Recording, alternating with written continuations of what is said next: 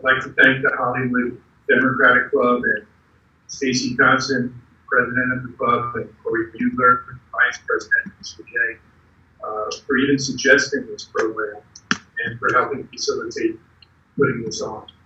I'd also like to thank Deborah Dion, the aide who's been with me for the last 4 years. Lori Schechter, a supporter of ours, who has been kind enough to supply the video production team from North Beach Media, and all of our co-sponsors. We also have co-sponsorships from the Broward Republican Executive Committee, the Republican National Lawyers Association, as well as Southeast University Chapter, Movement for a People's Party, Bring It Home Florida. As you can tell, with that list of co-sponsors, this is not a partisan event, and voting should not be a partisan event. It should really be talking about the integrity of our election. It should go beyond party. This is something that should concern all of us as American citizens. Now, many of you know that I ran in this district for Congress, and we confronted all kinds of strange occurrences when we were running. The results, a lot of anomalies in the results, and there'll be some discussion of our race, but this goes beyond Florida's 23rd congressional district. So, give me one moment.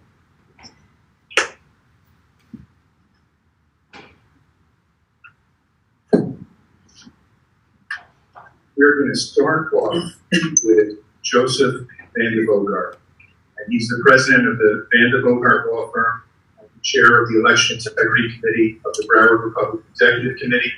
He's also the Florida chair of the Republican National Lawyers Association. He played a prominent role in the 2018 recount at the Broward Supervisor of Elections for the votes for U.S. Senate and Florida's governor's race. So we're very pleased to have Joseph here. Thank you. Good evening, everyone. Once again, my name is Joseph Van Bogart, and I'm very grateful for having the opportunity to speak this evening on such a prominent panel. In 2018, during the senatorial election, I got a first-hand experience of the inconvenience and stress caused by our populace when dealing with how our system can come apart at the Supervisor of Elections office here in Broward County through the misorganization that occurred. We all saw the news. We were kind of once again the laughing stock of the country due to problems with the recount and problems at the Broward Supervisor of Elections offices. And as I actively participated in that process, I took an interest in how to fix that situation and fix the problems that came about during 2018. I'm a native resident of South Florida, and I've spent almost my entire life here in Broward County, so I care deeply about our county and how our county looks nationally, and that our votes are going to count here in Broward. So why are we here? We're here because in 2018, we discovered that our system wasn't working, at least here in Broward, and our supervisor of election here in Broward wasn't functioning correctly. One of the biggest problems we had here in Broward in 2018 was an issue with absentee ballots. I don't know if you personally found that your absentee ballot didn't come timely, or wasn't properly counted, or your signature wasn't matched, or wasn't counted in time, but there was a huge issue with absentee ballots in 2018, and the Supervisor of Elections office didn't properly plan for dealing with those absentee ballots. One of the major reasons why they got so backed up in finalizing the counting of the actual election day, they were partially, if not completely, shut down the day before the election, so absentee ballots weren't counted the day before the election.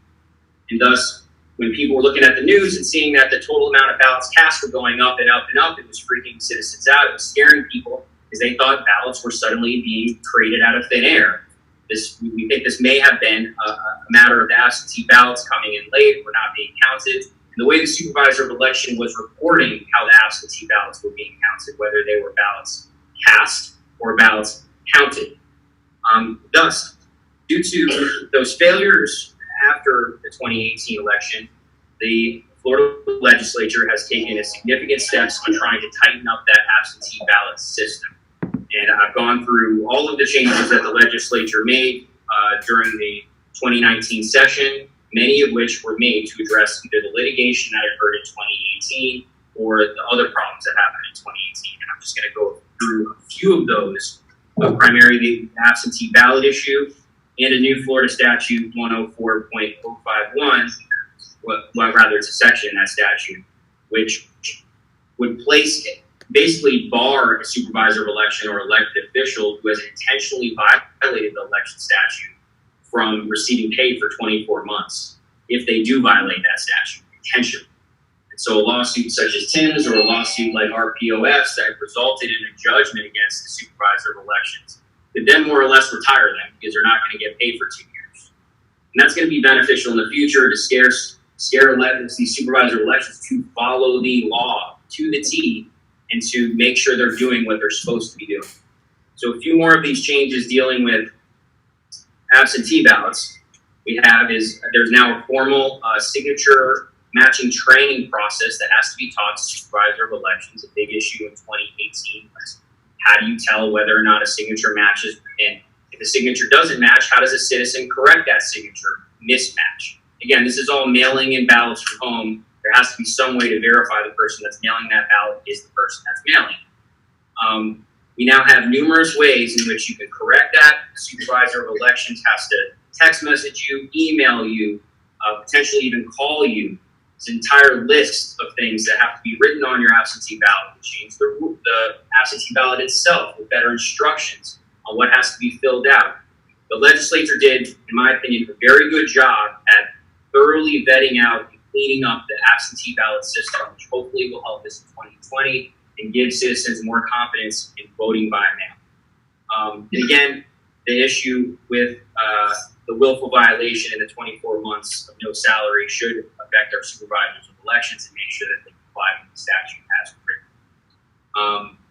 Moreover, the mail-in ballots are now required to be served and received earlier in order to quicken the determination of whether or not there's a mismatch of the signatures and whether or not those signatures should then be cured by a citizen to come in and change the signature that they had previously registered. These are just a few of the changes that happened. And again, I have this whole binder of changes that happened in 2019. They went through the entire statute and fixed a lot of the problems that occurred, which I'm hopefully now we're going to be able to look at this and fix even more problems before the 2020 election here in the 2020 session, which will then hopefully come into effect in July and then be effective next November to make sure that all our votes count and that there isn't a problem like there was in 2018. With that being said, the senatorial election in 2018 made clear that our system needed a lot of help. We don't want to be on the news. Broward County should be a place where people want to come and visit and move and enjoy their lives, not a place where people question whether their votes are being properly counted and being the laughingstock of the country. I believe the state legislature has made some good inroads in fixing those problems that occurred in 2018, and hopefully we're going to have even more of those fixes. So with that being said, I thank you for your time and thank you for having me.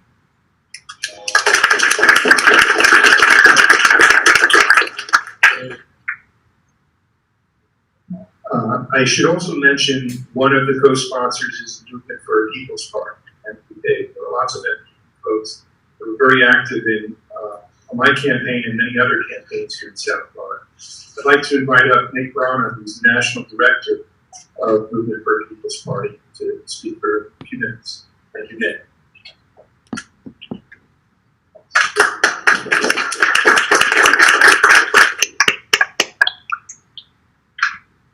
Thank you, Tim. Thank you to all the panelists. It's heartening to see the bipartisan, multi-partisan panel on this issue, which should be universal. So I think that's a big achievement. And so I just want to open by congratulating Tim mostly, and everyone else here for putting that together. And when Tim asked if I could speak, I thought, what is it that I can most add to this conversation? We're going to hear some we already have some very technical perspectives that go deep into the weeds about what is wrong and faulty about our electoral system. And so there's a lot wrong. Clearly that is why confidence in our electoral system is so low. Recent elections and elections before that have proven that our voting system is simply broken. It needs a complete overhaul. That is in terms of the security of machines, but also in so many other respects. Americans have rightfully lost confidence in our electoral system. I mean, it's rife with black box voting, voter suppression schemes, billions in money in politics, which amounts to elections being auctions as opposed to actual, one person, one vote. So with the list of things that we have to do is enormous. We have to switch. While most countries enjoy, the U.S. is exceptional in all the wrong ways when it comes to this, when it comes to our system. While most countries enjoy multi-party systems, especially wealthy countries, OECD countries, the United States only has a two-party system. While most countries enjoy even and fair standards for parties to get on the ballot, the United States is one of the only countries in the world that sets ballot access standards actually a lot higher for independent parties. So we have to restore that integrity and trust in our democracy with hand-counted paper ballots. And I think that's one of the key messages that the movement should unite around and that should come out of this process. And so to speak about what I think that I could lend and the Movement for People's Party could lend to this conversation is our organizing. And that is, in particular, the movement needs to do certain things. Because this is such a technical and obfuscated subject matter, it can be hard to communicate and to really get across in clear terms. People can tune out very quickly when you start talking about the technicalities. The system is built with a level of outrageous complexity that is meant to turn people away, that is meant to disguise what is happening. And so what we as a movement, I believe, an election security movement need to do is we need to distill very simple messages and show how it connects to the very issues that we all care about. Whether it's healthcare, the issues that affect us every day, we need to draw those connections directly about how the lack of election security, about how compromised machines are preventing us from achieving all of these other things that we care about. We need to, I think, get dynamic spokespeople, and particularly young spokespeople who can talk and make that connection, and who can show how the lack of election security in our country is directly affecting them by their inability to achieve the policies that they deserve or even get fair representation on those policies. This is a very abstract subject. And I also believe that we should build a multi-issue coalition, approach unions, approach NGOs, and should speak to them about these issues and about how draw the connections for them, about how their issues are being blocked specifically by this. And hopefully as well, myself and some other MPP organizers got together with Lulu over the summer, and we had a conversation about the benefits of creating a kind of model bill or initiative that allows volunteers to connect. Because from an organizing perspective, what you want volunteers and people to be able to plug into your initiative quickly and for it to be very simple for them to know what to do. And so there needs to be kind of a clear, uniform initiative, a way for people to participate across different areas. And so those are some of the contributions that I wanted to make, that MPP wants to make. And we're proud to be here to stand with all of you to go forward and make that so that this movement can succeed, because it needs to, and there's no other choice. I'd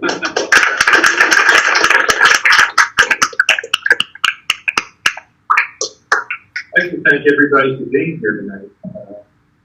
This is not this material is kind of somewhat difficult to wrap our minds around in such an important issue. Everyone's got other places they could be.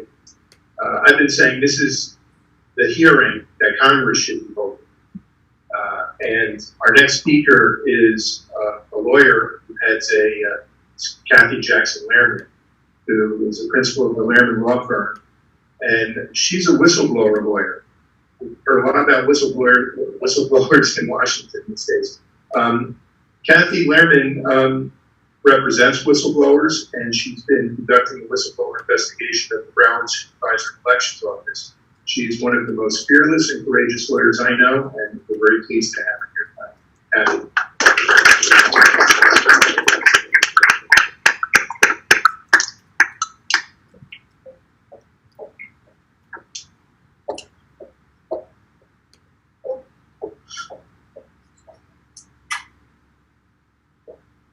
Good evening. First of all, I want to tell you, it's an honor to be among the speakers tonight. It's an honor because you have some of the greatest experts in America who understand electoral fraud and understand exactly what's going on in Broward County. What I'm going to tell you is what I can tell you. I have been and always do work with law enforcement, both state and federal, on any type of investigation. So what I give you tonight is the pieces that I can give you. But I came here to tell you something you probably already know. We need to take back control of Broward County. We need to take it back from the corrupt politicians, the lawyers, the lobbyists, and their cohorts who have stolen our constitutional rights as voters, rigged our elections, and defrauded our residents. I am very passionate about this issue. Probably 2 years ago, I wasn't as passionate because I didn't know as much. But the other thing that happened was the Parkland Massacre and the voting after that. And I'm going to talk about that. And I'm going to talk about how I saw a community I believe had come together, supposedly splintered completely in an election, which I don't believe is true. The people of Parkland don't believe it's true, and the families of the victims don't believe it's true. But I digress. What I should be talking to you about tonight, and Tim would enjoy me having this discussion with you, would be about the electoral fraud and vote rigging that resulted in the conviction of Brenda Snipes. That's what I should be talking to you about. Because the prior Broward County Supervisor of Elections, pursuant to a court order, was determined to have violated both public records laws, voting laws, as well as election laws at the state and federal level, which were felonies. The ruling against Snipes came out of a case that Tim Canova filed in a lawsuit from the 2016 election. I'm sure all of you know about it, raising multiple irregularities in the voting process, blatant violations of law, and corruption. Tim had challenged Debbie Wasserman Schultz, and Schultz ended up the winner in a very controversial race. However, I am a lawyer and have been one for more than 3 decades in this state. I know when the fix is in. And as far as I'm concerned, the fact that Snipes was never brought to justice is unconscionable. And it's unconscionable on every level, whether it's law enforcement, the judicial system, or whoever else. Snipes was allowed to walk away with a resignation and a $130,000 pension after she's fixed every election she's been involved in since she started. That is disgusting. But I didn't get into this until the Parkland Massacre, and then my attempt by my law firm to help pro bono the Parkland victims, who the families really wanted to bring in new blood in the Broward County School Board, people who care about our children and not their paycheck or their spouse's paycheck that comes from the Broward County School Board. That's when I got involved. So when I saw the election results in August of 2018, I didn't believe them. And I decided to myself, and it was a gut feeling, but I trust my gut, you need to pursue this. Part of my practice is public corruption, others is securities violations. I deal with Ponzi schemers all the time. Trust me when I tell you, I'll take a Ponzi schemer any day over a corrupt politician. They have much less impact on your world. A few days after the election, we issued a press release announcing a corruption investigation of the Supervisor of Elections Office for Broward County for both corruption and fraud. In my press release, I asked members of the public to please come forward and provide me with information about irregularities in the voting process and corruption in what I'm going to call the SOE, so I'm saying Supervisor of Election Territory. And come forward, they did. People from all over this country, mostly either residents of Florida or prior residents of Florida or absentee voters from Florida, contacted me with a multitude of issues. Many were willing to help me, but what struck me was they were afraid. They were, and why? Why would you be afraid to come forward about a voting issue? Well, I know why. We'll get to that. They came forward, and as I talked to them, many of them I referred out to various agencies, the Florida Election Commission, the FBI, the governor's office, and some other regulatory agencies, which I won't mention now. What they brought up to me was multiple types of voter fraud. But what struck me was that I got several calls from people who were software and data management experts from around the country, particularly California. These people told me that they believed the software that was being used by SOE was manipulated and the algorithms were changed to make sure that the result was as SOE desired. And they were clear on that because they had run an analysis of several of the races and found that the results were statistically impossible. Now, I am just aware. I don't know what statistically impossible means. I just know that that means it's highly unlikely that the results we received were actually true.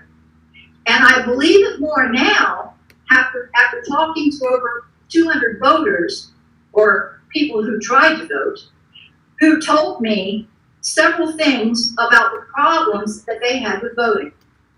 There were voters who were out of state who requested absentee ballots 3, 4, 5 times and never received the ballot. I had people who told me, they called Snipes' office and said, I will pay for the FedEx. If you will FedEx the voter card to me, I will pay for it. They still never received it. Voters who completed absentee ballots found after the fact that the SOE website said they never voted, even though they knew they had mailed in their voter registration. Other voters had requested an absentee ballot, but decided at the last minute, because they happened to be in town and they thought they were going to be gone, that they would go to the polls and they would vote. Well, guess what? They had already voted. I talked to at least 8 separate husband and wives who were under that scenario. How is that possible in a system that is being properly monitored, guarded, and checked? It's not. Then I had voters who had requested an absentee ballot, but ended up not voting, didn't send it in, had a relative get sick. Guess what? They went on the SOE website and they had voted, which was kind of amazing. Then I had situations where voters reported that the names of some of the candidates were missing on their ballot. When they questioned it with the poll workers, they told them they had no idea why that was and to just complete their ballot and move on. That is unacceptable. And some of those people are Parkland family representatives, which makes it even more frustrating and irritating for me to deal with. Other voters were told, and no offense to whether you're a Democrat, a Republican, an independent, or you're some voters received Democratic ballots even though they were registered Republicans because they were told that their registration had expired and under the SOC rules, they defaulted to the Democratic ballot. Now, I don't know if that's actually a true rule or not, but that sounds pretty unfair to me. I mean, I'm just saying, okay? Then, some voting facilities on the last day of voting, which is always usually the largest day, were inaccessible, particularly in areas where there's a large elderly population who live around it and would need to walk to it. And so you make it inaccessible and none of those people vote, which is exactly what happened in Sunrise. That one I will name. Now, in addition, there were power outages at multiple facilities during the voting process, and voters were told to just complete your ballot and turn it in. When they questioned, well, how do I know, like, my whole vote counted? They were told, don't worry about it, we'll make sure it's correctly counted. And that's all they heard. In addition, there were some ugly allegations of votes for sale at some of the polling places in Broward, particularly on the east side of the county. That's as far as I can go with that. Here's where I get really ticked off, because I do a lot of elderly financial exploitation work because Ponzi schemers tend to prey upon elderly people. Elderly people in droves reported that they felt intimidated and threatened by poll workers if they asked questions about the process or needed help. Republican voters stood in line for hours at one polling place, and I'm talking 2 or 3, because they were told that their machine was broken, while the Democrats, using the other machine, were walking right through, voting, and leaving. Democratic voters' cheat sheets were illegally passed out at the polls of one facility in Sunrise, right by the door to the polling facility, which is totally illegal, with a guard standing right there watching it and poll workers standing behind the door. As you can imagine, after hearing all this, I was convinced I was right that the August 2018 election was just a repeat of the 2016 election where Snipes had been in control, and that in fact every election in which Snipes had been in control had been rigged. And I believe that today. But I don't believe Snipes acted alone. Please don't think that we make her the bad guy and everybody else walks away. No one pulls off a scam like this by themselves, particularly when it comes to multiple methodologies, including the manipulation of software used by SOE to count the votes. There is no way Brenda Snipes could pull that off herself. She had a lot of help. She had lawyers, lobbyists, friends, politicians, and others in her command who did what she wanted done.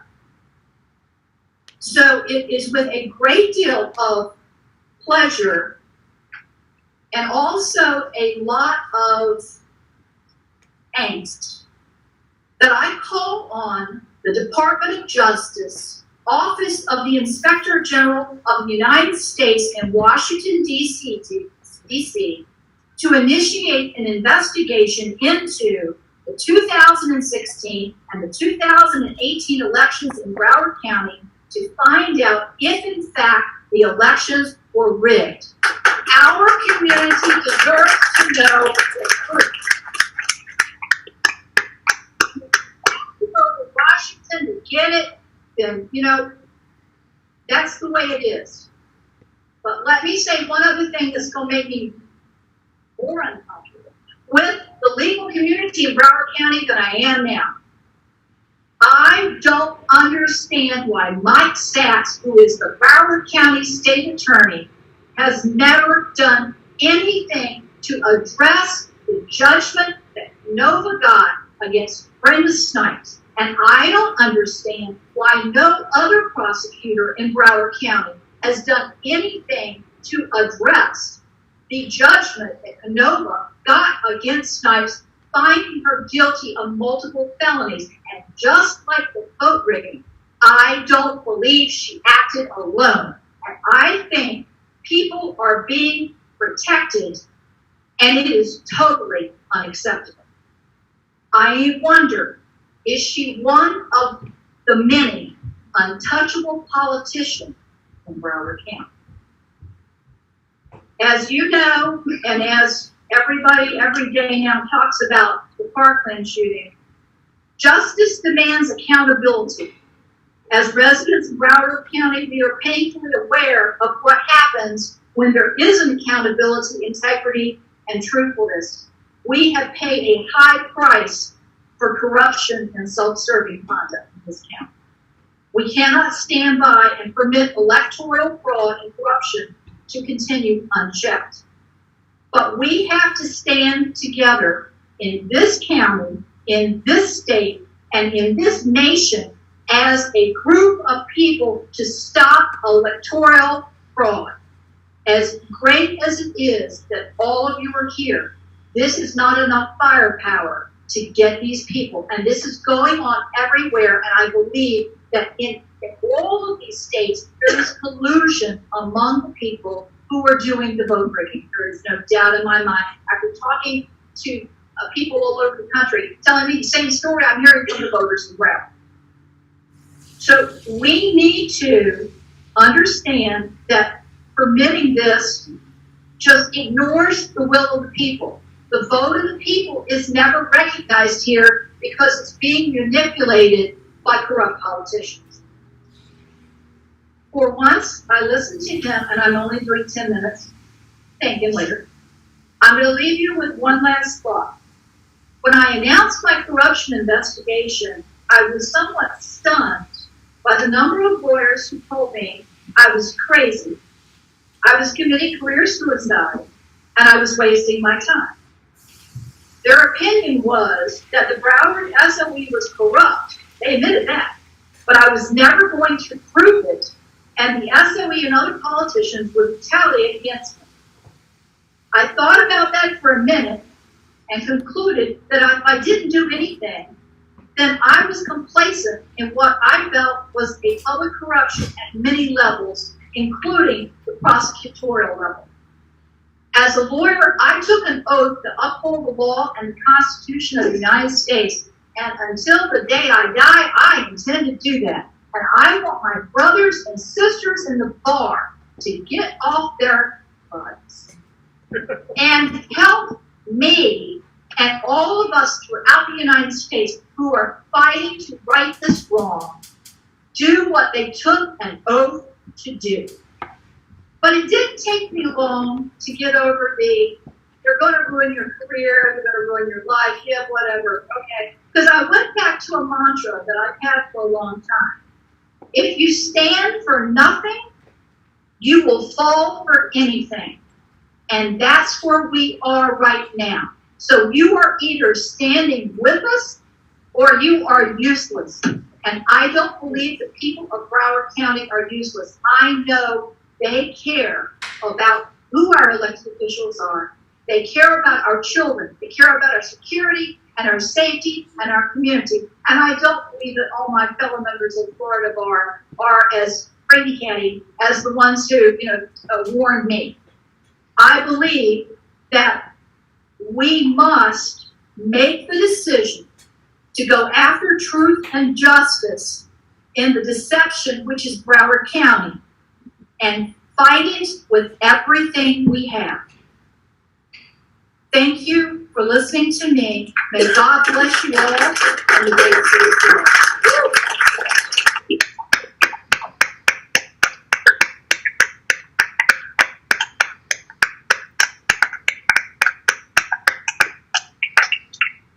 Thank you so much, Karen. And I could relate to a lot of what she said, obviously, many of us could.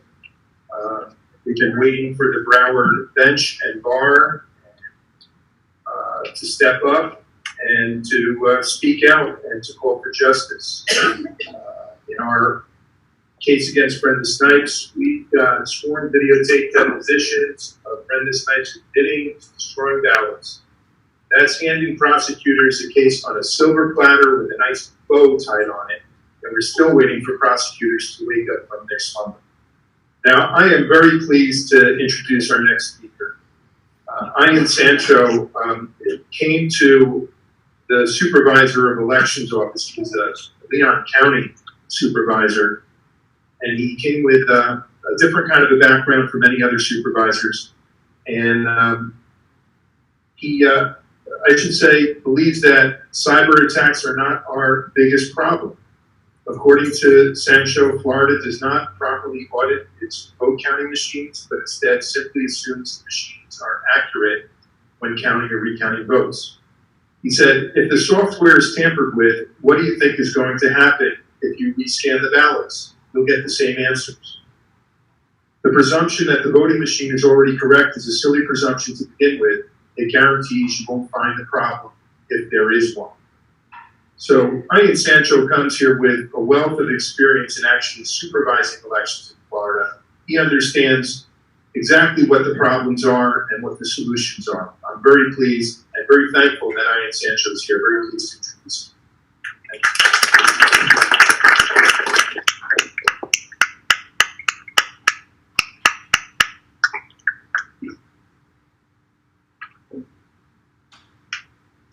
Good evening. In 1986, I was a third-year law student at FSU, focused on environmental issues primarily. In 1985, Florida legislature had passed Landmark Growth Management Act, and I wanted to go into Leon County Commission and implement the first Growth Management Act of planning in the state of Florida had ever implemented. And so I ran for that a single member district. And on August 4th, the largest electoral disaster in the history of the state of Florida occurred until the 2000 election.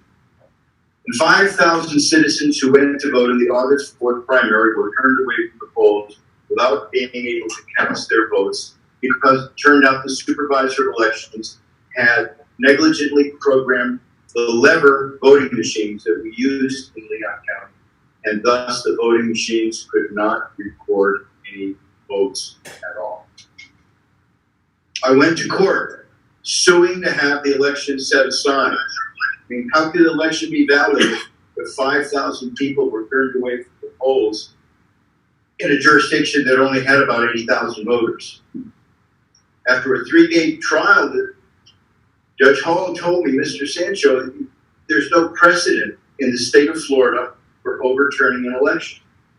You can't show me any precedent. And in truth, I couldn't, because there had never been an election destroyed at that level before in the history of Florida. But Judge Hall looked at me and he said, Mr. Sancho, you have no legal remedy. Your only remedy is political. And I understood exactly what Judge Hall was telling me, and I ran for and I captured the supervisor of elections 2 years later in a landslide. And that was just the beginning of Mr. Hare's wild ride. Because right off the bat, I found that assumptions that everybody had were incorrect. Like most people, I always assumed that when I voted, it was out. That was my assumption. And on August 4th of 1986, I recognized that was false. And what I ended up doing was spending the next 28 years of my life trying to fix the problems that I saw in the process of elections, particularly in Florida, but I've since kind of branched out, particularly after I've retired. I retired in 2016 after 28 years in the Leon County Supervisor of Elections Office. And I, like many of you, had many problems dealing with Broward County elections for a long time. We have a lot of students at Florida State University, FAMU, and up until we went to a statewide database in 2006, all voting was done on a countywide basis. And I had thousands of students in the 2004 presidential election come into my office and tell me, we've asked for absentee ballots. They've never arrived. Can we vote here? And the answer is no. Under the Florida laws in 2004, you could only vote in the county that you were registered. Now that's since changed. That's an excellent change. That change occurred in 2006. We went to a statewide voter registration database so that in fact, when you moved from one county to another county, you didn't need to re-register anymore. That was an address change. And you could do an address change up to and including on election day. So after 2004, after 2006, all of those students that were from Broward County, in Leon County, when they came to vote, we switched them over to Leon County, registered them there so they could vote in every election and didn't have to wait on mail ballots that would never get to them. That was the only way and we tried to call the supervisor of elections office, Broward County. On election day, as the supervisor of elections, my staff and I could not get through to talk to anybody. So I can imagine the problems that citizens actually here had. You couldn't get through to your elections office either. That's simply not acceptable. So while I'm sorry to make little of anyone's problems, I'm glad that Brenda Snipes is no longer a supervisor of elections in the state of Florida. But she is not the only kind of problem that exists. Our entire laws are based upon assumptions that are wrong. Assumptions using electronic voting systems in Florida that say the voting machine numbers are always correct. That's the assumption at the Division of Elections. That's the assumption of the supervisor of elections. The voting machine numbers were always correct. That is not a very good assumption, and I wanted to test that. So in 2005, I brought in some computer scientists from around, one from Europe and one from Massachusetts. And we did the first unaffiliated, i.e. I never contacted the vendor, and we attacked our own system with something called a red team attack, which is a common thing. Hewlett-Packard run red team attacks on their computers. Major corporations, if they're intelligent, will do red team attacks on their technology to see if there are vulnerabilities. When we did that red team attack, we found that it was possible to steal an election and have the individual who is the administrator not even be aware that the election could be stolen. And this caused a major, major problem. I will tell you right off the bat, the state of Florida, instead of telling me, thank you, they came after me to take me out of office. Governor Jeb Bush and Secretary of State Glenda Hood started the procedure to have me removed from office. And I fought that. I actually went and got a lawyer, Lita Rodriguez from Miami-Dade, who ran the Miami-Dade election coalition. And she defended me. And we, in fact, found that there was a whole group of people stemming from the White House and Harry Meyer's office down to Congressmen in Miami that were all trying to have me removed from office because I disclosed the fact that voting equipment could be manipulated to steal the election, and the election administrator would not even have a clue. The reason that was possible is because the state of Florida does not audit the paper ballots that we vote on, ladies and gentlemen. We don't audit those. And there is a provision in the law that's called an audit provision. And it is done after the certification of Florida's elections, which is pretty dumb. Because if in fact the audit shows that the voting machines were wrong, it is not possible to change the outcome of the election. And I know elections around this state that the wrong issue won on the ballot because county machines counted them wrong. And in fact, Broward is one of the famous ones going back to an early age, back in 2002, when the absentee ballot counters, these 650 automatic counters that they use here, or they used to use in Broward County, once it got up to 37,000, it started subtracting votes with each additional mail ballot that was fed through the system. Because a human being had flipped a wrong switch. And so you could count all the way votes up to 37,000, and then it started subtracting votes out of that. So it's not only fraud that you have to be concerned about, as I found in Leon County, just negligence, just misprogramming, just not doing it right can have a catastrophic effect in an election.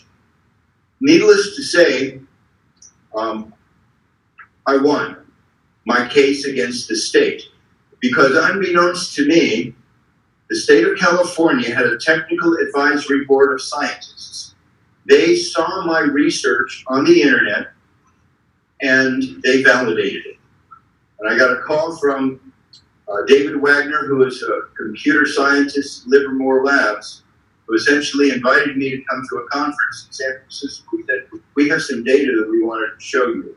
And it was in fact a report from the state of California, which verified the vulnerability, which identified the same problem that I identified, that you can steal elections on these debold voting machines and no one would know, because the debold voting machines had on the memory card, that device that stored all the votes, it had a mathematical language called active-basic script that you could add positive and negative integers so that when you ran the warning tape, it would look like it had 0 votes on the machine, but there could be thousands of votes stored on the machine already. And we as an election official never could see that until Hari Hursty, a computer specialist from Europe, took an agricultural device called a crop scanner, took the memory cards and looked at them, and he saw that it was loaded with this mathematical language preloaded in the card.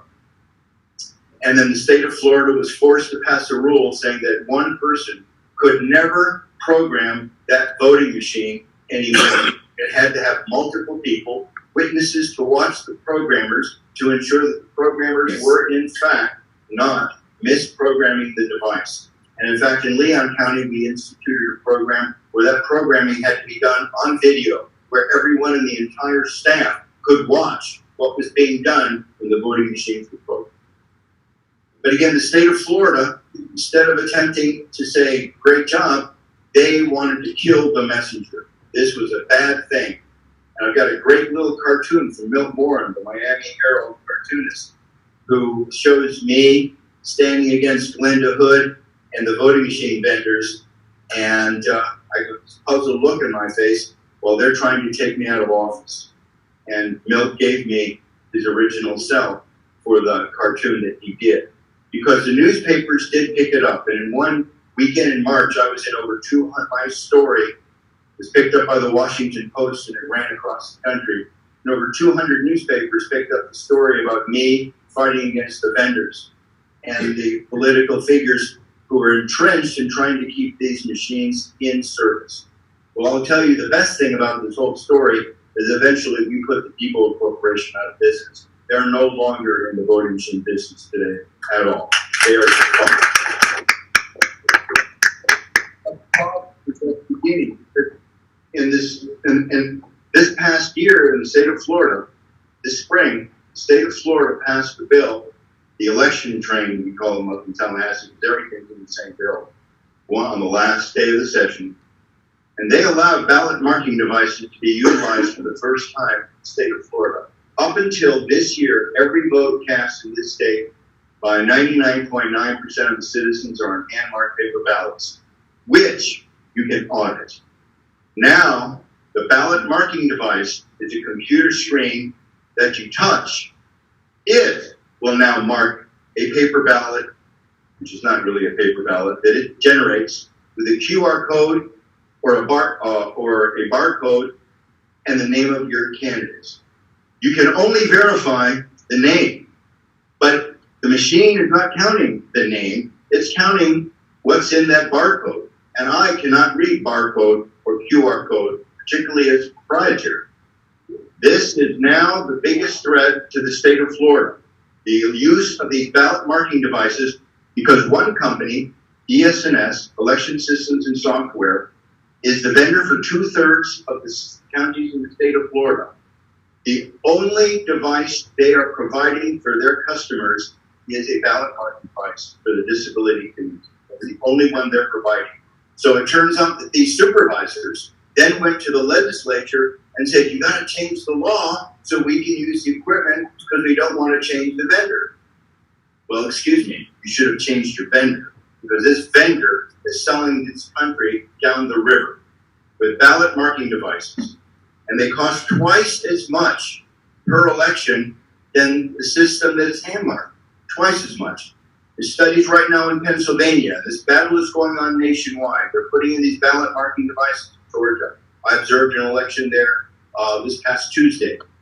And North Carolina, Pennsylvania, Tennessee. The companies, dirty secret is they don't make money on just selling voting equipment.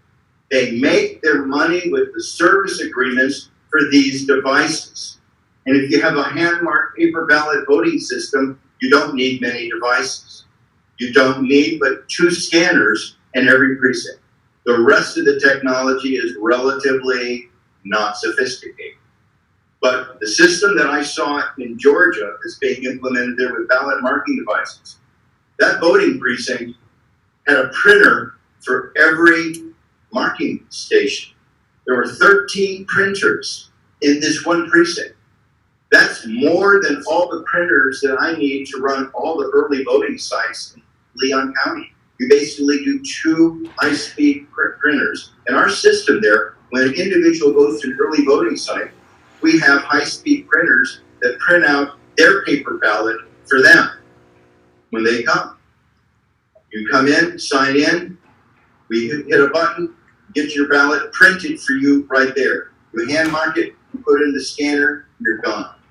That system is about $12 per voter in a general election versus $23 for a general election by instituting another device in between the citizen and the marking of that ballot.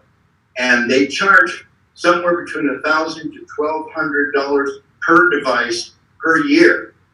So in fact, where voting machine vendors make their money is on the warranties and the service contracts for all this massive amount of equipment. And they get it every year, whether there's an election or not. That's how private voting machine vendors stay in business in the United States. Raising the question to me about why do we have private vendors controlling the most public of all of our political endeavors, which is elections. We can control by private entities that won't take a look at what's going on in the software. It seems to me that's a huge error. And the state of Florida, in this Senate bill that I described, 7066, the ability to audit every ballot was in that bill, and it was stripped out. It was stripped out of that bill because it didn't have a Republican sponsor. Well, I'm sorry. Elections are not partisan. They're not Democrat. They're not Republican. I've had no party affiliation for 20 years. I can't vote in any primary because of that. But election officials should not belong to any party at all. We should be completely nonpartisan, which was the recommendation made by the committee that looked at the 2000 election in Florida. One of their recommendations is all election officials in this state should be nonpartisan. The Florida legislature has not acted on that in 19 years, And I don't think they will, because they do like partisan elections. They do like them. They're wedded to their partisan nature of what they're doing. But that's really raising credibility issues with this entire process. So what I would tell you right now is audits are the key. If you're worried, as I am, about cyber warfare on our systems, and it's here, as a Homeland Security expert at a conference in New Mexico told me, there are only kind of two computers in the world today, those that have been hacked and those that will be hacked. The system was not designed to be open, secure. It was designed to be open. Putting security on it is putting security on a system that was not designed for security. So that's why you cannot use any electronic device to cast a vote, whether it's phone, computer, any fax. All of these things, in fact, are not only hackable, but they're open avenues for individuals. And now that state actors, like the Russian GRU, is involved in the process, you have to worry. I'm sorry, Washington County, Glades County, you're not going to stop Russian penetration into the system. But what can determine and what can find out if it has occurred is auditing those paper ballots after the election to confirm that the electronic totals and the real totals are the same. We don't do that in this country. We got used to thinking elections were over on Tuesday, and election officials particularly don't want to do any extra work after election day. If you're not doing an audit, in my opinion, you are a national security threat. So audits are what I'm basically advocating. The Supervisor of Elections Association, after dragging their heels for many years, has agreed, okay, we have to do some audits. Right, you do have to do some audits, because just as you do not let the bank tell you how much money you have in your bank without ever balancing your checkbook, you've got to balance those ballots to make sure they're accurate. If I can leave you with any message, it is that we must add robust, scientifically accurate audits to our elections. We have one legislative session between now and the November 2020 election to do that. It is possible to pass legislation. Let's do it. Thank you.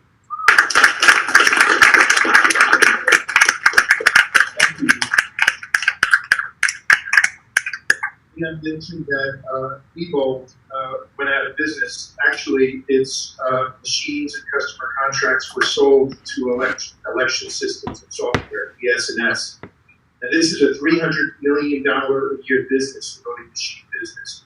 And ES&S, I went online to see who is ES&S. Is this a publicly held corporation that must disclose a lot of information? Well, it's owned by the McCarthy Group, LLC, in Omaha, Nebraska. And I can find nothing about this privately owned liability company. We were hoping to have Dr. Virginia Martin here, and she had to cancel, unfortunately. I mention her right now because it fits in very well with Brian Sancho's plea for post-election audits. Dr. Virginia Martin is the Democratic Election Commissioner in Columbia County, New York, who, along with her Republican counterpart, the Republican Election Commissioner there in Columbia County, they've implemented a comprehensive post-election audit by the public hand counting of all hand-marked paper ballots that were cast. That's the kind of audit that we need. If you're going to have these electronic voting machines, if you have that kind of a public hand counting of ballots after the election, it is going to deter any kind of manipulation of the software, most likely. Now, I am very happy to introduce our next speaker. Lulu Price is an Emmy Award-winning journalist, a two-time recipient of the Edward R. Merrill Award. She's led numerous research teams analyzing election results in Florida and right here in our congressional district, our last two races for Congress. And she has analyzed, and her research teams analyzed races throughout the country, uncovering significant statistical anomalies in the results of key races. Thank you so much, Lulu, for being here.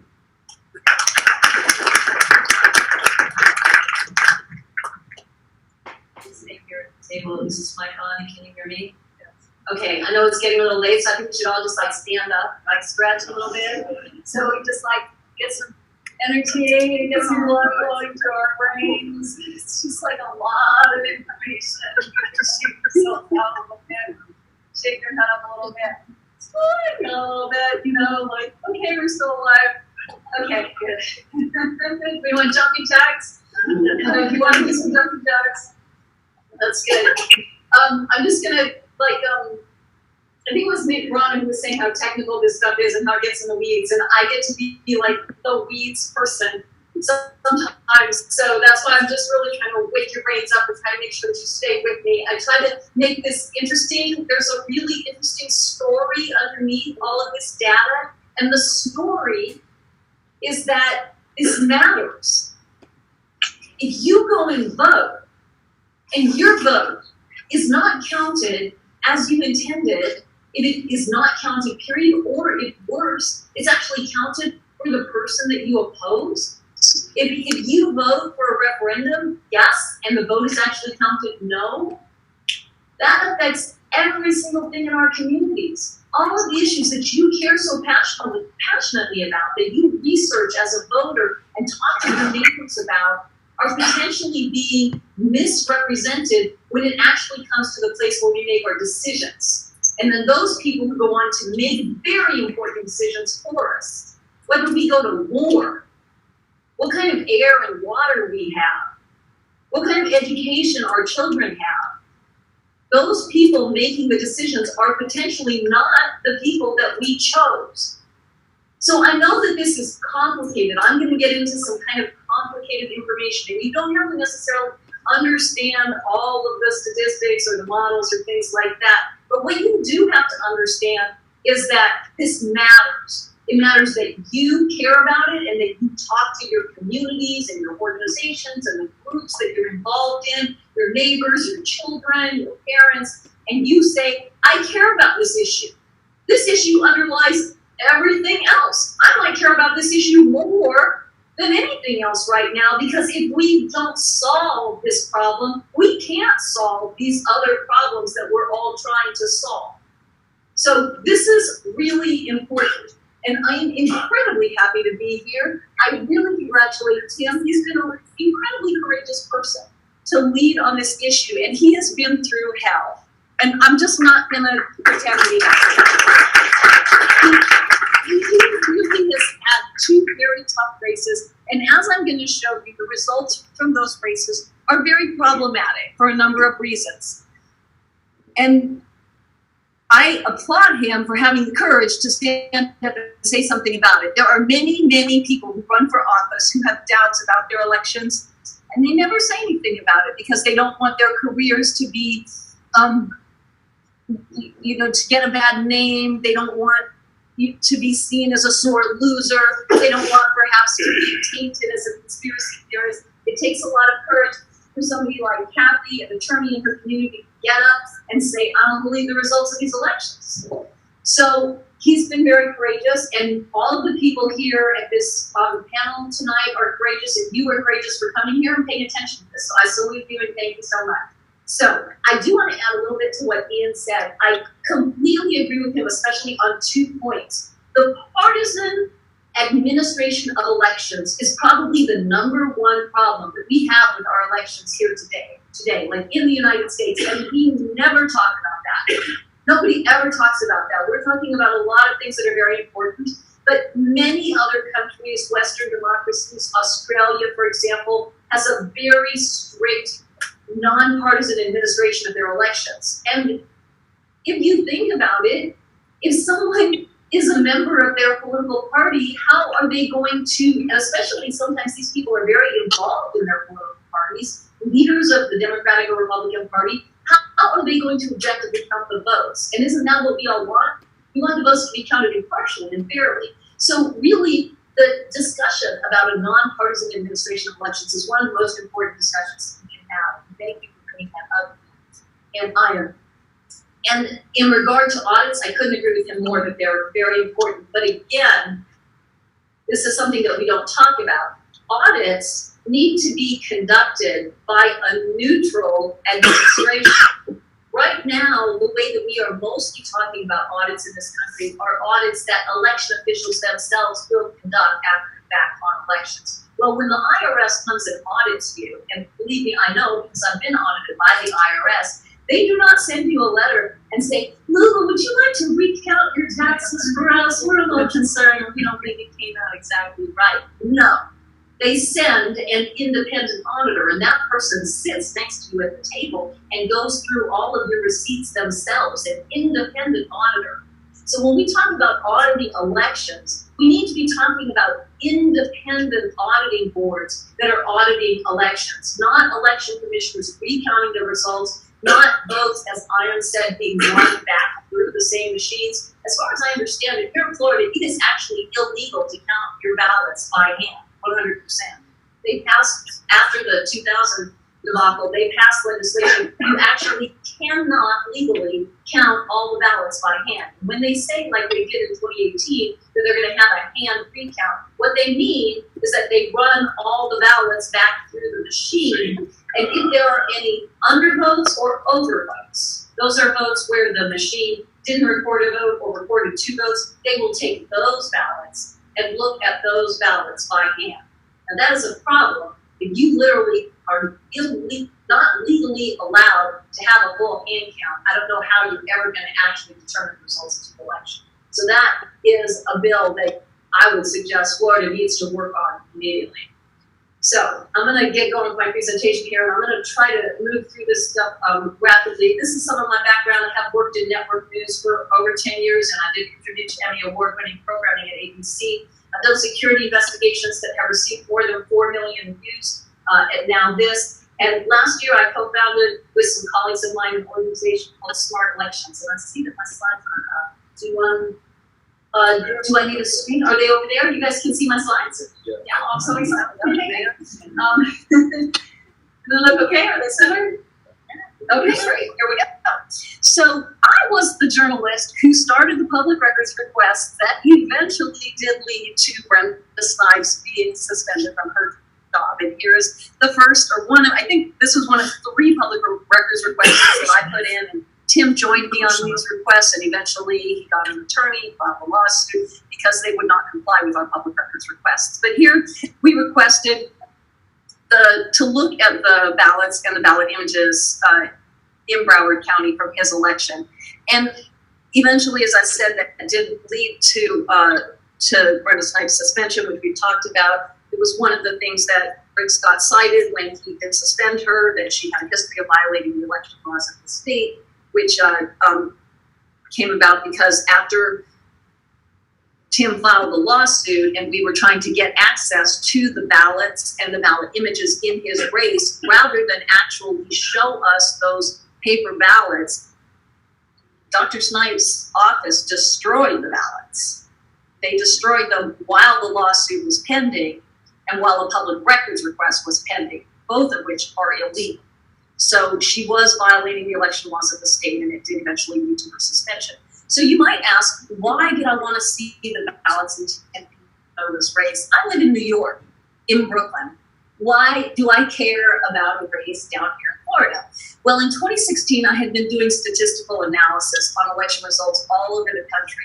I've been involved in the issue of election security since the first documentary that I made in 2008, where I started to become aware of this issue. I filmed a hacker, a graduate student, Alex Halderman. I believe it was the first film that was put out of someone actually hacking a U.S. voting machine, and it just rocked my world. It totally changed my perspective of what could happen. And since that time, I had been actively pursuing this issue and trying to present this to the public in different ways. And in 2016, I said, well, let me do this. Because at that time, it was kind of before the Russians and before everybody was so worried about election security. I said, let me just think about what would be persuasive. And what would be persuasive is if we knew that election results were actually incorrect. That might help persuade people that this is a problem. So I started looking at election results all over the country. And I looked at the impressive team of statisticians and data scientists, and in particular, I was collaborating with Dr. Fritz Schuren, who was a former head of the American Statistical Association, and he was at Georgetown University, and he would vet our results and look at them. And when we were looking at these results in 2016, we looked at the primaries in state after state in 2016, and we were seeing statistical red flags, things that just didn't look correct. Patterns that were following normal statistical results that weren't following normal statistical patterns.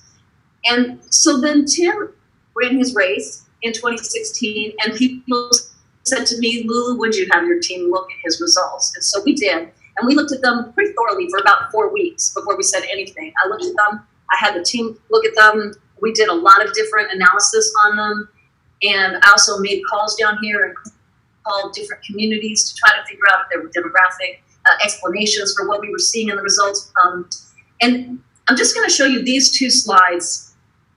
This is one thing that was troubling to us. In Broward County, luckily, or I don't know luckily, but one thing that's good is that your supervisor of elections releases a lot of demographic information. And that means that we know who votes in a very specific way. We know that an African American is voting in this precinct. We know that a female is voting in this precinct. We know how many Latinos came out to vote in this precinct, how many didn't vote in this precinct. We have very, very specific data about the demographics. So we know who voted and we know where they voted. The only thing we really don't know is how they voted, right? Because that's secret. So what we did was we did this interactive, and when I say we, the data scientist I was working with, in particular Bill Evans, did this. He did a mock-up, and it was interactive. And you could put into it each demographic category how much you thought they voted. So I don't know, can you see on the chart up there, I have like white, black, Hispanic, other, up, down, and slow. Can you guys see that? Yeah. Okay, so we would just plug in formulas. You know, if Debbie Wasserman Schultz, Tim's opponent, got 43% of the vote, white vote, and Tim Canova got 57% of the white vote, and she got 70% of the black vote, got 30% of the black vote, could we get the results to look like the results that actually were certified? And the answer was no. No matter what figures we plugged in, we could not get the results to make sense with the people that had supposedly voted. So you can see there's 4 lines in this graph. There's a red line and a kind of aqua blue line up and below. Those are the actual lines of the certified vote. And then you can see there's kind of a pink and a gray line in the middle, and those are the projected votes. Like when we're plugging in the numbers, if so many people vote this way, if so many people vote this way. So this particular formula that we put in, you can see it doesn't match that at all, right?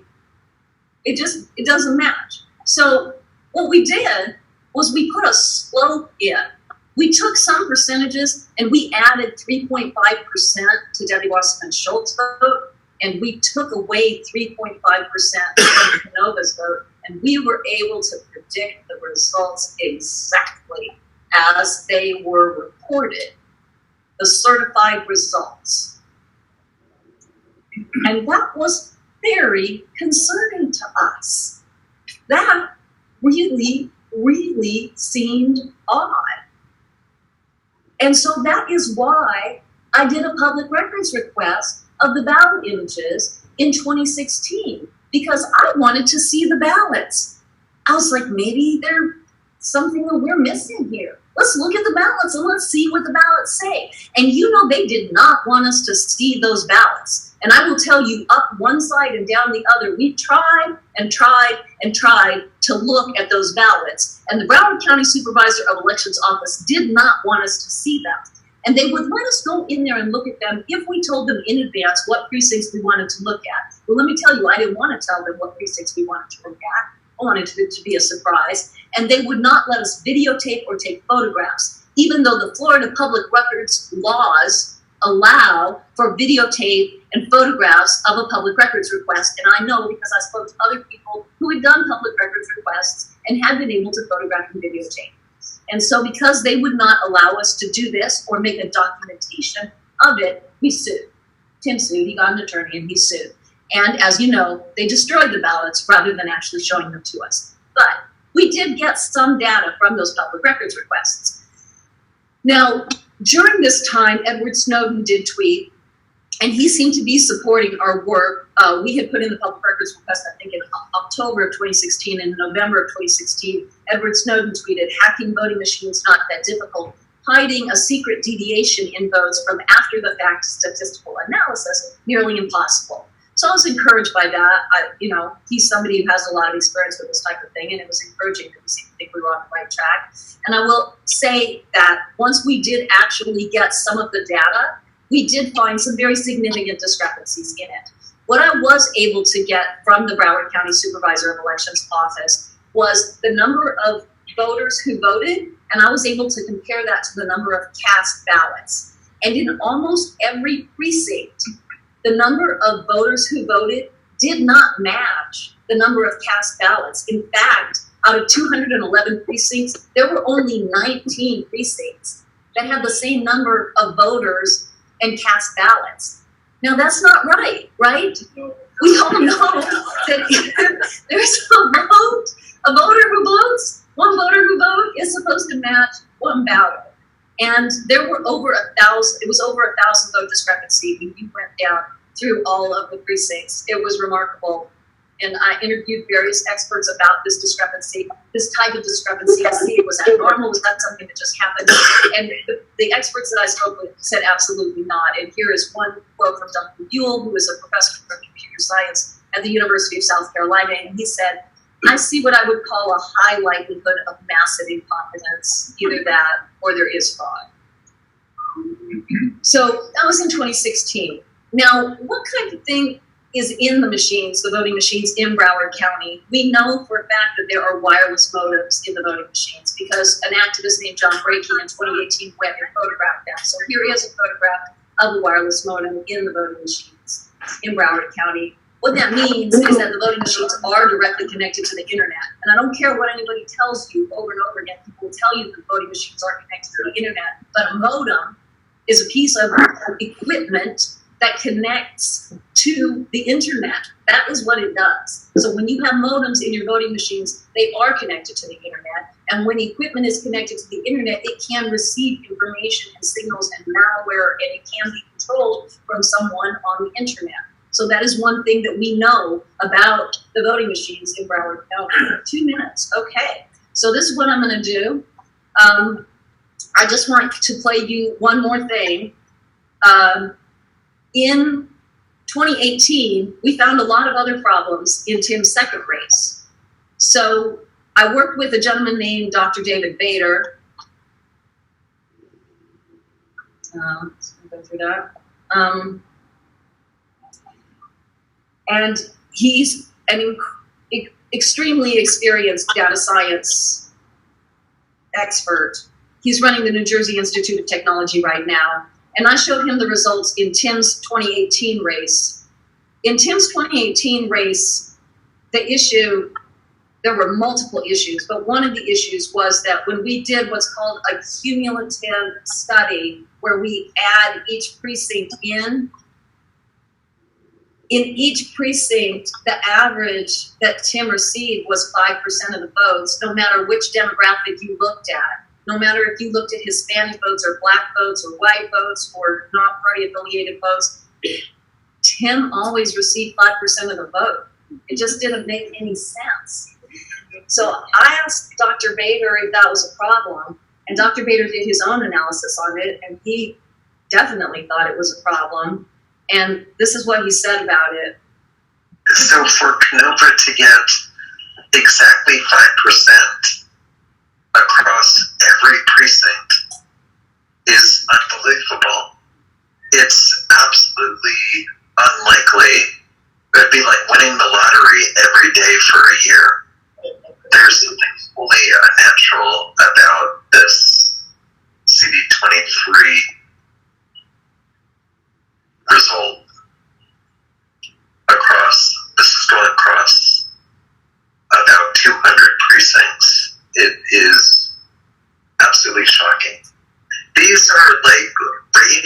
thousands of votes. And I see from, tens to hundreds within these precincts. And in every single case, it's like within, a very small delta of 5%. But I mean, that it's just completely, completely strange. I have no idea how it passes muster. So that was Dr. David Bader on the results of Tim's race. And I just want to say one thing about what we do need, because what we do need is totally doable. Like, this isn't like climate change where we need to totally change, the planet and get billions of people to change their behavior. This is so solvable. What we need here. And it's really basically 3 things, and maybe 4. We need hand-marked paper ballots, non-tabulating ballot marking devices, and Ian mentioned this, although I know this seems like a complicated phrase, non-tabulating ballot marking devices. It basically just means you just want a ballot marking device to just mark your ballot. You don't just mark and count your ballot. By the time a ballot marking device marks and counts your ballot, it doesn't need you anymore. It's like a driverless car, right? So you want a non-tabulating ballot marking device for voters with disabilities who do need a ballot marking device. We need robust manual independent audits. I did stress previously how they need to be independent. And we need cooperation between the security community and the disability community. And one of the main things that is just cracking this entire elections process is that the disability community is working separately from the security community and often at war. And so progress that one community makes then holds back the other community. And we need to work with the disability community. The rights of voters with disabilities are very important. They have gone through a lot to get to the ballot box, and they deserve to vote privately, independently, and to have their votes counted securely. And we absolutely need to be working cooperatively with them. So thank you so much for your time and for being here.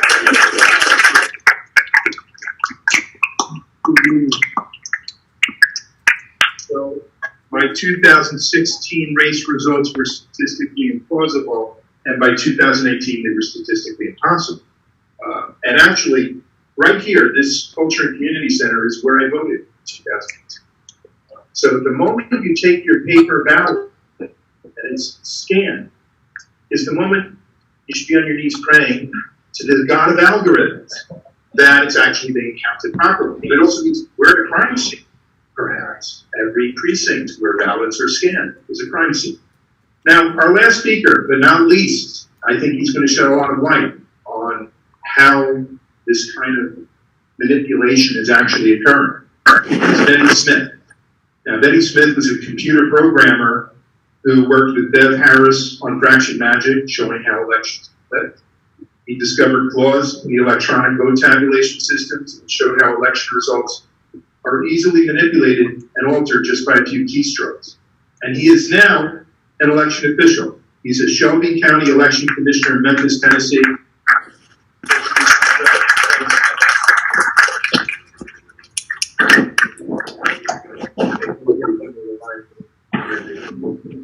All right, so I'm gonna be a very dirty guy.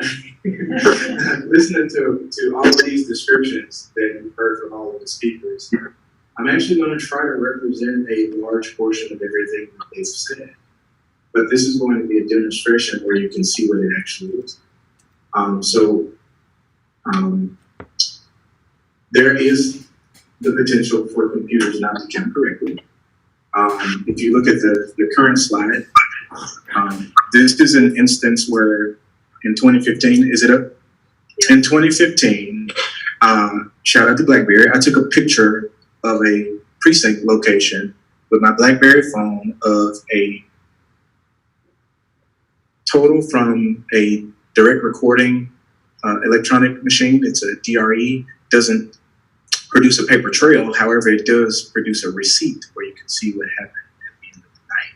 So I took a picture of this is literally the receipt. It's the closest thing to what was counted. I took the picture of this poll tape, and about 3 or 4 days later, what you see in this arrow is what happened after it was tabulated. So what you see is 548 votes on election night is now represented as 330 votes 2 or 3 days later after it's tabulated. We all got calculators. We know that's not proper addition. Nonetheless, this is a time where software did not perform correctly. However, when that was happening, I was conducting a separate study. And that study is what I want to show you guys tonight. So this region, the Diebold software, when I was examining the Diebold software, I got the information as a result of some court cases. Tennessee, and countless lawsuits in Memphis, Tennessee with our elections. But there was a discovery hearing that granted summary judgment where we were allowed to get some of the proprietary software. And in 2014, pre-Russia, I was getting contacted by a number of candidates who insisted that their elections had been stolen. I really didn't believe it. I just thought they lost. And as a consolation prize, I told them I would look at the software. Right? So I'm going to go into a video that when I was inside of this software program, I found out that the software counted us like money. And there was a feature inside of it that allowed us to be removed from one person. So you can be 1.2. If you're a black guy like me, be 0.6. Hey, my man, he sees it. 3/5, so you can be 0.6. That's literally 2/5. 2/5. Y'all brutal. I'm So this guy is a reporter. The 2015 example of the poll tape, Bloomberg Business Week, they came down, they did an investigation, and they wrote about it. It was a cover story in Bloomberg Business Week in 2016. However, they did a cybersecurity segment in 2016. That was right before the presidential election. And this reporter, it's about 2 minutes, and he really talks about this feature. And I just want you guys to hear it because I think he explains it very well. So take a listen to what he said. The interesting thing about the GEMS tabulator is not just that it's used in many of the elections that many of you watching may participate in, but it has a bug or a feature, as its creators would call it. And this bug was discovered by a computer programmer in Memphis named Benny Smith, who we profiled as part of our business reviews. Now, Benny has found some really interesting.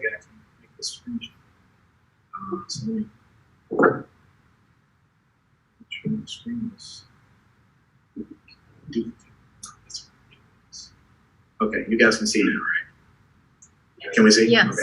All right, so I'll play it again. So, interesting thing about the GEMS tabulator is not just that it's used in many of the elections that many of you watching may participate in, but it has a bug or a feature, as its creators would call it. And this bug was discovered by a computer programmer in Memphis named Benny Smith, who we profiled as part of our business reviews. Now, Benny has found some really interesting oddities about Memphis's vote counting and vote tabulation, some very serious problems that were undiscovered until we looked into them.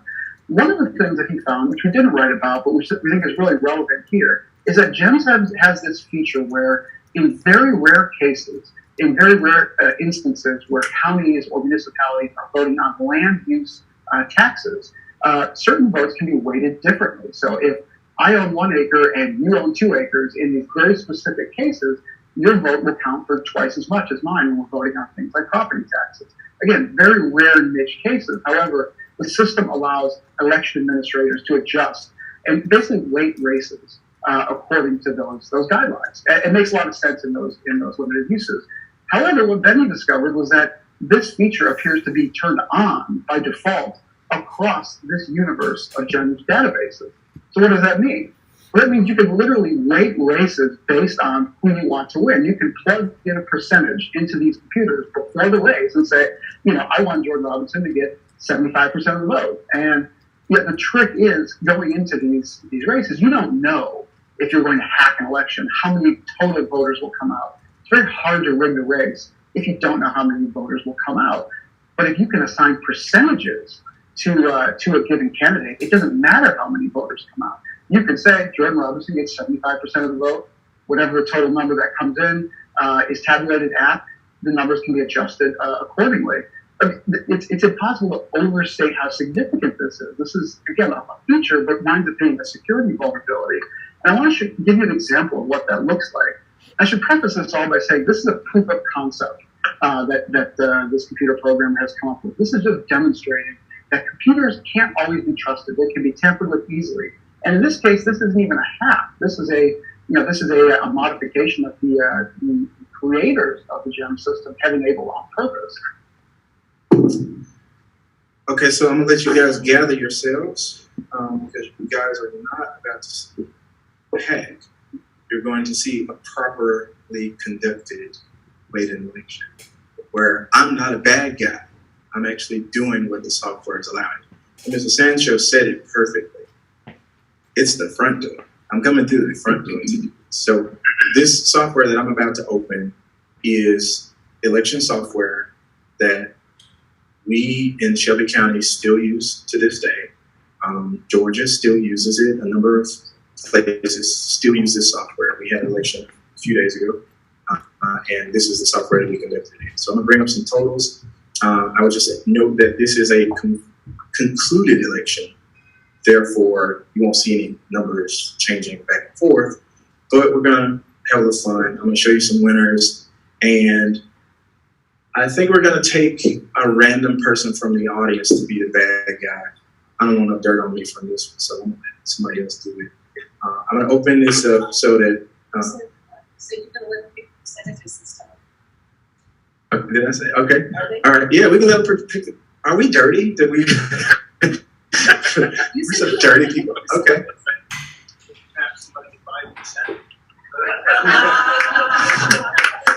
Maybe to use a program like that. Well, let's see. Let's just run it all. Let's run it all through a test. I'm gonna bring it all up. And if I could get somebody to raise their hand, we didn't pick it. We got it. Absolutely. All right. So we're gonna bring up some totals, and I'm gonna. Is he screen recording? Yeah, you guys should be able to see it. So you can go to the television and you can just, I'm gonna be your fixer and you're the dirty election administrator, and you're gonna tell me, you can pick any race on this first page because I'm gonna steal them all. I'm just gonna do it the way that you tell me. I would go for the first one because it's got the most number of votes in it. So leave them if I can burn through. And it's like 77,000 votes. So right now, this is election night. And if you guys look at these screens, I'm gonna zoom in a little bit.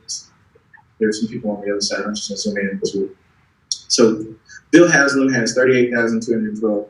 He's obviously, Zach Womp is the second place runner. Ron Ramsey, Joe Kirkpatrick is like, his career is over. And Basil Marsick is a sore loser also. And this is the representation of what it looks like in a different way. So for the audience, what's your name? Ravi. Ravi, you are streaming live. All right. Who would you like to win? Zach Wall. He already got votes. You don't want somebody to just. All right, Zach Womp. Zach Womp is going to be the winner. Zach Womp is going to be the winner. It's Womp. All right, so we got two bidders. Zach Womp is going to be the winner, and Bill Haslam is going to be capped at 5%. Do you want him to get only 5%? It's not that. All right, so the presence of an algorithm has the ability to do something like this. We're going to do that. Don't make me look bad, but we're going to cap Bill Haslam at 5%. No matter what, he's going to get exactly 5% of whatever it is. This totally is. All right, so I'm going to bring up the proof of concept that I did that's going to enable all of this very nasty devastation to happen. So I just opened it, and it's running, and you guys can't see it because it's a silent, deadly benefactor. So if you follow my mouse, can you see, what's your name again? Ravi. Ravi. Like can you look Ravi. at the top of the screen and Yeah. tell me if you see something up here where my mouse is? Can you read what this is? On the move down a little bit. Yeah. Oh, the top state and federal primary. No. Okay. Here. Where my mouse is moving. Your mouse is moving on the top five. So you can't Yeah. see it. So you can't see it, but it's there. Everybody up here is looking. You can see it. So I'm gonna zoom in. Let's get there right here. So I'll tell you guys. All right. So you tell me what this is. Yeah, come on. It's an interactive. Come on, let's see it. Come on. He's really struggling. So just imagine if this is election night and somebody's trying to figure it out that this program is actually running. Are you serious? You don't hurt my feelings. Oh, there you go. No, you guys can't see it. Read it out. He's gonna take it. Magic code. Okay. So there is something up there that is asking me for a magic code. And I'm going to type in that magic code. And we're going to bring up some options for my man to alter this election. Right? So type in a secret code and this magic window appears. We're going to go into the governor's race where I have some options set. Bill Haslam is going to be, let me go to this option. Who did you say would win? Zach Wong. Zach Wong. All right, so I'm going to go and I'm going to open up some options for this. And Bill Haslam is already set at 5%. It doesn't have it yet, but I preloaded some of this stuff in. But Zach Wong is going to be the winner. And if you could pick a range from, well, you got to pick the range. I can't tell you the range. How much do you want him to win by? You got to give me a range. So I'm going to show you what it looks like. Because this is the planning phase. I just got a formula here that says I want a random number between 40 and 47. So he'll get 40 and 47%. But that's my percent. Be greedy. I mean, whatever. 42. 42? 42 exactly? Or It between? has to be 42. All right, 40. You want to get exactly 42%. Exactly 42. No matter where it is. No matter Now, you're what. going to get caught if you do that. I'm trying to be your advisor for it. If he Well, only does 42 across the board, It's the answer. The treasurer's. he wants There you 42. go. 42 even or 42 and some digits? Or Nah, 42. 42. 42. All right, so we'll give him exactly 42% for early absentee ballot and at the polls. So the person you said was going to win was Zach Wong, right? All right, so I'm going to go register 42%. I've never done this. So I'm going to give him exactly 42%. There are 236 precincts, so I think it was like 211 in Florida. And the person that you want to win is, but Zach Wong. So Zach Wong is now going to be this winner, and he's going to get 42%, and Bill Haslam is going to get capped at 5%, and everything else is going to fall out where it falls out. Nonetheless, Zach Wong should be the winner. 42% of about 20 candidates should be. All right, so I'll exit it. My scratch work is done. This is my planning phase to make sure that I can still erase the right way. I'll open it again, and I will set the instructions for this to happen. So, everybody ready? Yeah. All right. 1 1,000, 2 1,000, 3 1,000, 4 1,000, 5 1,000, 6 1,000, 7 1,000, 8 1,000, 9 1,000. So 9 seconds, we're done. And I'm going to close this report. Progress has left the building. There's no more progress on this. Oh, no. So we'll re-preview these results. And the results will come up. And we now have a new winner. All right? So because I gave... Okay. Can you guys see the totals now? Yeah, there's a window over the total you're trying to show. You guys can see this right here? Now. Okay. No, I want you to see this guy right here. Oh. Can you see where my mouse is? Mm-hmm. All right. So I was not allowed to give you 42% because Tim's rule fired first, and it gave exactly 5% to Bill Haslam. And I'm going to zoom in on it so you guys can see it.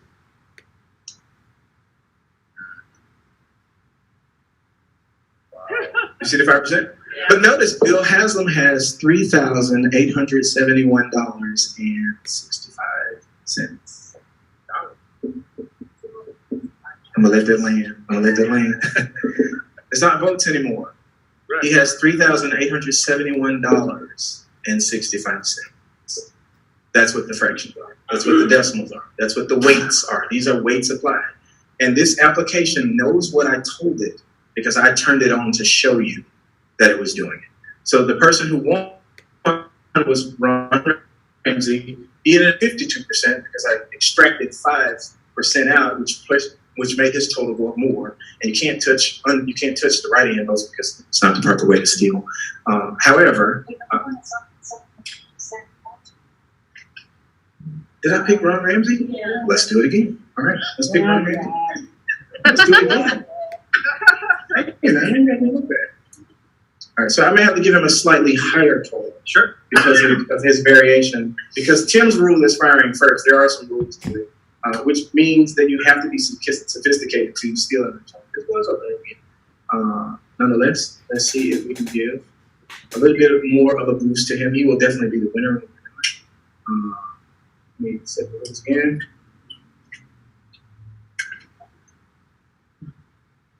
That's why you need your range. Quick question. You would normally do this using the demographics, right? Yeah, you would do it. I would not do it this blunt. This is a very blunt. This is a very blunt. You would get caught up. It's a very blunt instrument when you look this way. And also because I'm designating that Bill Haslam as the person that has the first priority, I did it because Tim wants to show that it is statistically impossible unless you're an algorithm to do something like that. So let's bump this guy up to 52%. Just bump him up to 52%. You mind if I alter your a little bit? Can I get some decimal places? Decimal places are really the fun. No, I'll do 50. 567. 567, 52.567? I like that one better. 52.567. All right. And because he's second in the list, you have to do it this way or it should be hard.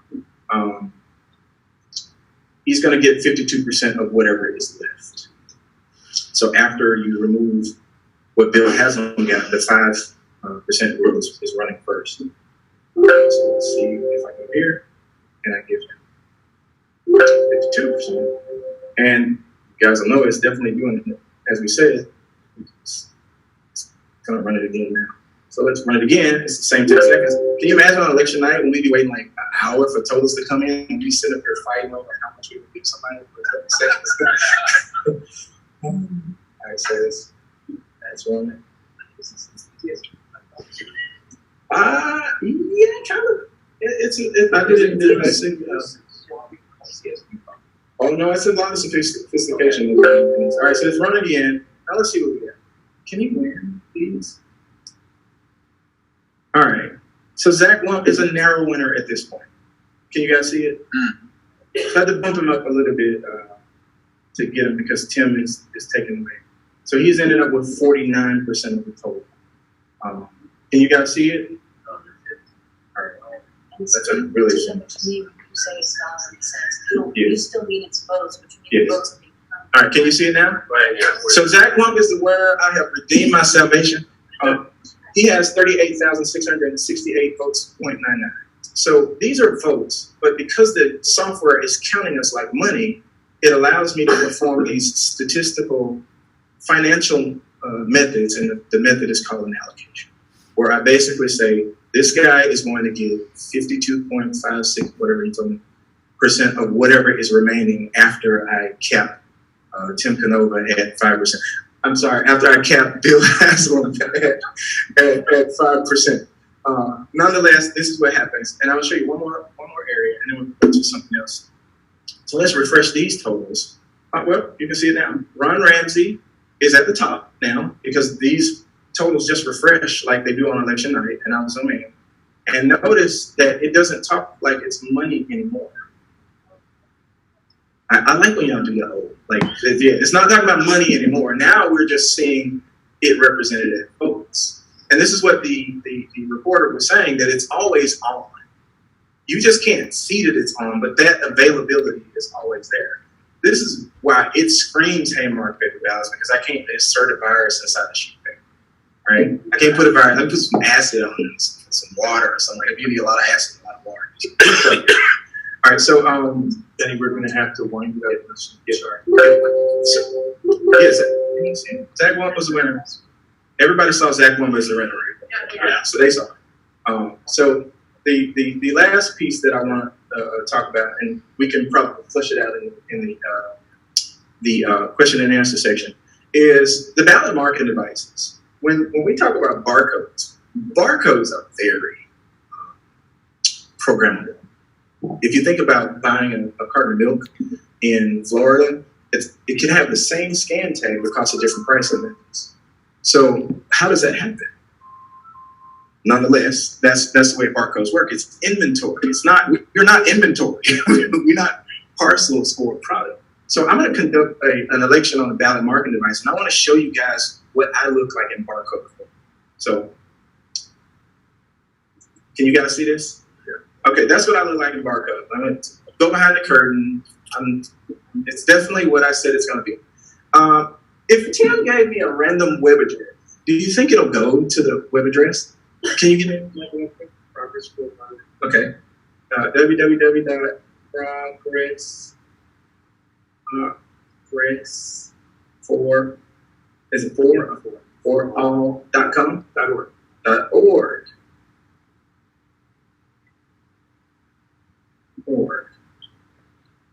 All right, you'll see what's there. So if I click on this, do you think it's going to go to the internet? It's a barcode, right? It shouldn't be going to the internet. Let's see. So I'm going to click on it. And let's just see if it does anything. After all, it's a barcode, right? How in the world did that happen? If I got somebody throw out a web address. BSO2020.com. What do you say? BSO2020.com. That's a shameless plug. That was BSO 2020. I can tell you I didn't know who that was. Wow, it's a different webpage. Hey, it's not even BSO 2020. It redirected me to somewhere else. All right, well, it's definitely proven that it's working. So I'm going to do something real quick. I'm going to get you guys to vote for me, but your only choices are me because I'm greedy. All right?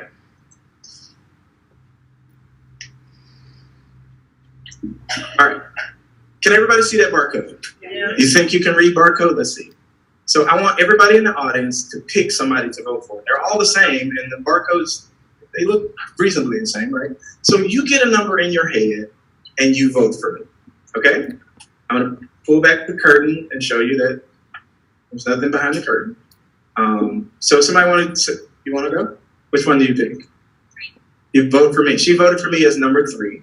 So I'm going to cast the ballot now because I'm a ballot marking device. All right, this is your last chance to look at this barcode because it's going to potentially change. So y'all got it in your head? All right, I hope y'all got photographs. So this has definitely been smooth before I do. Let's cast the ballot. All right, so now, which one of these guys? Am I still number 3? No. No? You think you can read barcode? All right, so I want to caution everybody for this tale, right? There's obviously something wrong here, and we cannot decipher what it is. We know it's wrong, but we have no idea what's behind it. Is it a web address? Am I downloading a movie? What's behind it? We have no idea. Fair? All right, so let's go to the, I sure hope you have photographic memory. Which one did you choose? Off to the scanner we go. So it's going to, remember, these scanners are going to count the barcode. They're not going to count the text. They're going to count the barcode. I think it's clear that we don't read barcode. So I got a little quiz for you. 1, 2, or 3. She picked number 3. Whatever number you picked, let's see what was actually behind it. I'm actually giving that away already. So this is what was behind it.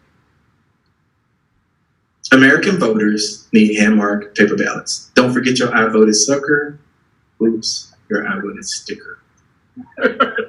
This is the reason, the primary reason not to trust them. And if I can build this, I think I'd build it in maybe 2 or 3 hours. To show you what you can do with a barcode, do you really want to do that times 60 races? And then consider that they're never going to show you what the barcode looks like before you do it. All right.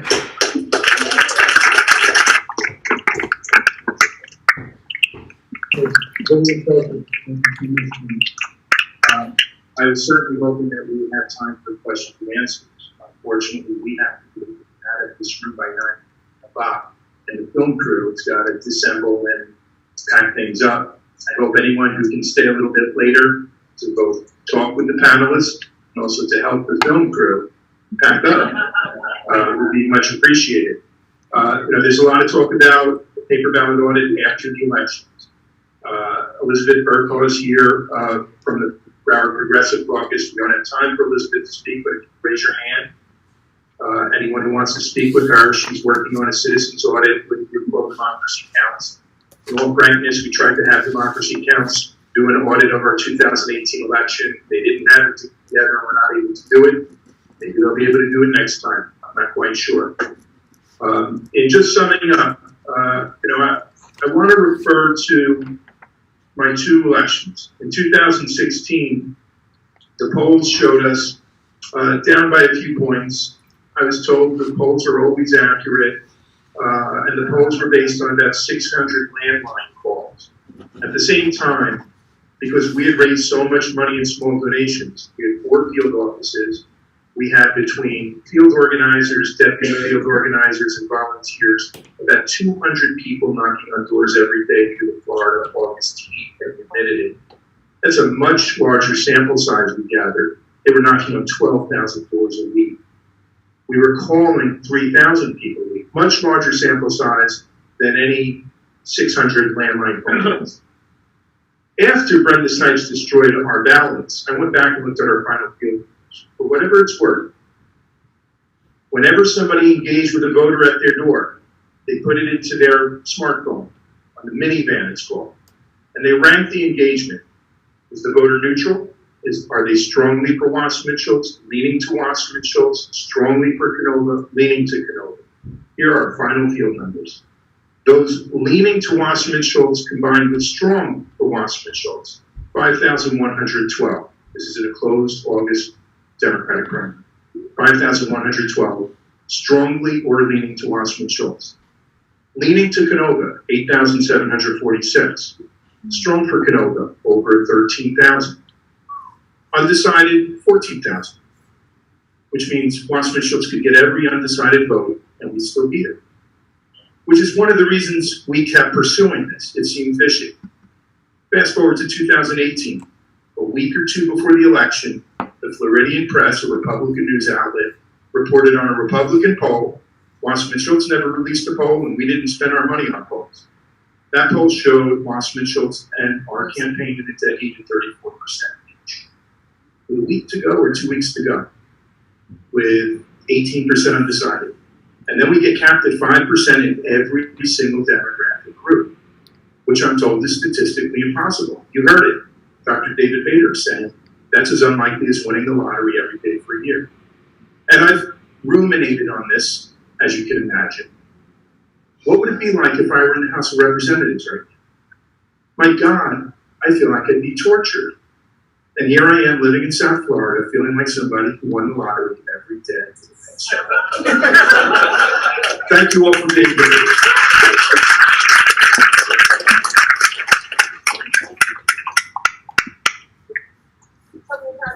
Yes, just let's have our panelists just say a closing word on how you can get in touch with them if you'd like. Please. My own law firm through the RNLA, Public National Affairs. You can follow me on Twitter at Lulu Price. Please join our mailing list at smartelections.us. On Twitter also at BNIE, Billy J. Smith. I'm on Twitter, Ion Sancho 1, the number 1. And I also have a Facebook page called Secure Our Elections.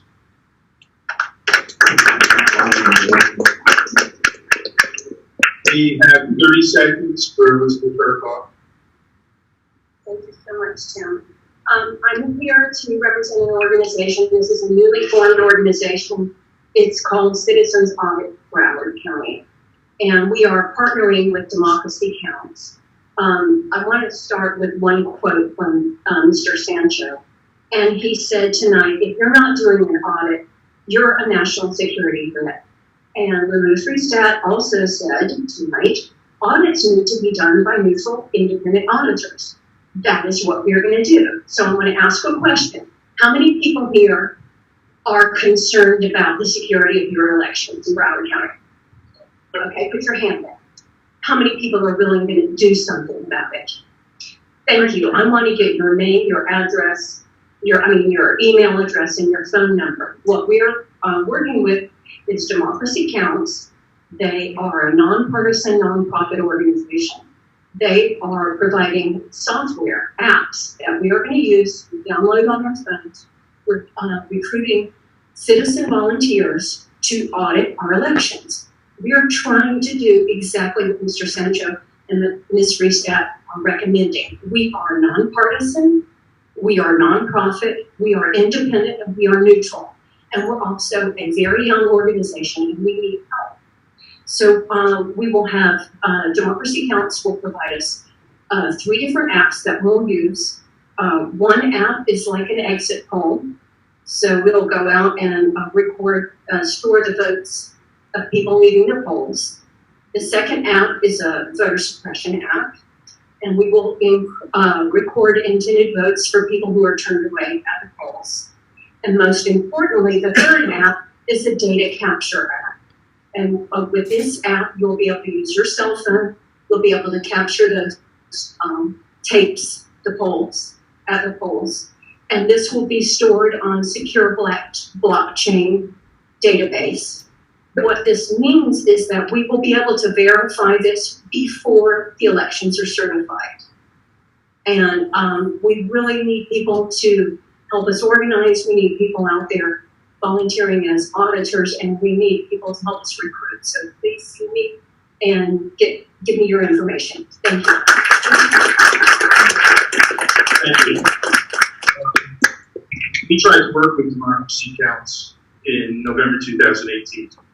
They promised they'd have the software together. They did not. Elizabeth has said they will have the software. They don't have it right now. They're saying they guarantee the software. They guaranteed it for us in 2018. Not have it. It raised $13,000 for them. They did not audit a single precinct. I certainly hope their record is better next time around. And I say that for full disclosure. You're asking people to volunteer. They should know exactly what Democracy Counts record has been so far, and it has not been stellar. Okay, sorry to throw a little cold water on that, but those are facts. That is actually what happened. For those who want to help support the programs that we're running, progressworld.org, thank you all for being here. Very much appreciated.